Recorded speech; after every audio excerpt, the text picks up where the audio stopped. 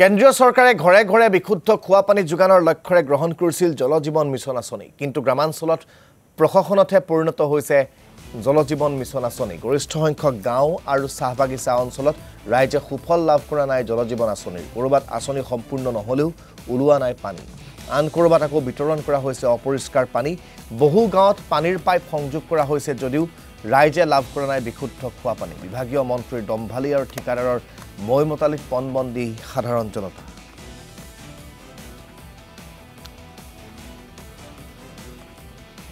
এই সন্দৰ্ভত যোগীগোপাৰ কিছু পৰিৱেশ দেখুৱাব খাদেমুল হুছেইনে কেন্দ্ৰীয় চৰকাৰৰ ফোনৰ এখন ব্যয়বহুল আঁচনি হেয়া হল জল জীৱন মিছন বাস্তৱ প্ৰেক্ষাপটত ৰাজ্যখনত জল জীৱন মিছনৰ যিবোৰ প্ৰকল্প আছে কিদৰে গঢ় লৈ আছে আমি পূৰ্বৰ পৰা বাতৰি সম্প্ৰচাৰ কৰি আছো আৰু এই মুহূৰ্তত মই উপস্থিত আছো বঙাইগাঁও জিলাৰ যোগীগোপাৰ চলন্তাপাৰা গাঁৱত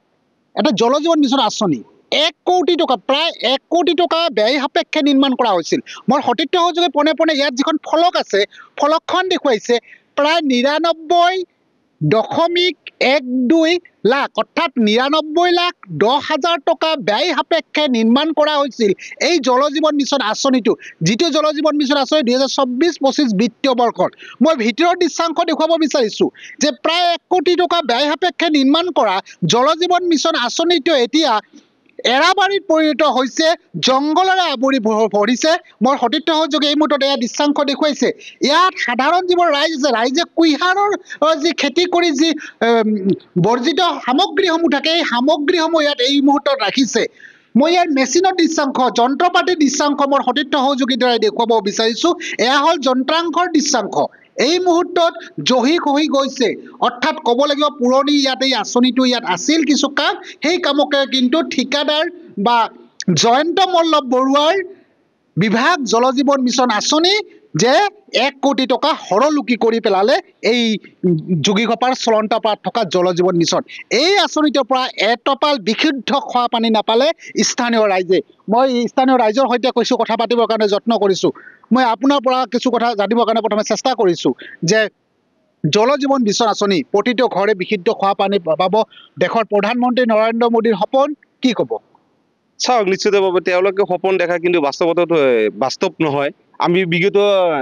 কেইবাবাৰ দেখিছো আমাৰ যিটো গড়াইমাৰী স্থিত চলন্তাপাৰা অন্তৰ্গত যিটো আমাৰ গাঁও পঞ্চায়ত তাতে জল জীৱন আঁচনিৰ যিটো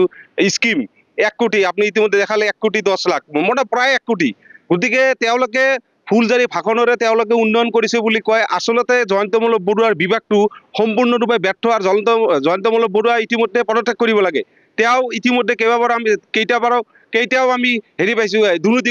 দুৰ্নীতিৰ লগত জড়িত আছে বুলি আমি পাইছো গতিকে তেওঁ ইতিমধ্যে আমাৰ গৰুগুটি যিটো গৰু চোৰ তেওঁলোক তাৰ লগতে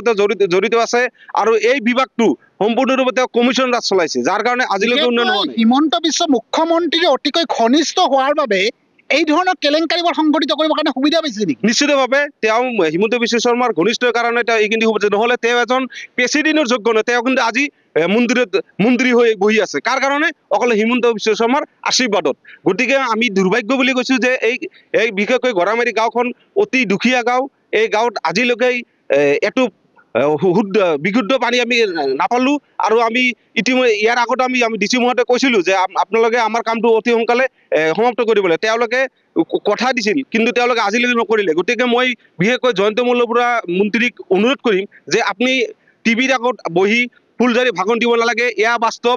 ইতিমধ্যে আপোনালোকে দেখুৱাইছে যে আমাৰ গাঁৱৰ মানুহ এতিয়ালৈ এটপ বিশুদ্ধ পানীৰ কাৰণে চিঞৰি আছে কিন্তু আজিলৈকে এটপ বিশুদ্ধ পানী নাপাল গতিকে ধিক্কাৰ জনাইছো অসম চৰকাৰক তথা হিমন্ত বিশ্ব শৰ্মাক এই কাৰণে ধিক্কাৰ জনাইছো যে তেওঁ ফুলজাৰি ভাষণ দিয়ে কিন্তু বাস্তৱত তেওঁলোকে ৰাজনীতিৰ লগতহে জড়িত হিন্দু মুছলমান কৰি থাকে তেওঁলোকে আজিলৈকে গড়াইমাৰী গাঁৱৰ কোনো উন্নয়ন কৰিব পৰা নাই বিশেষকৈ পানী যোগান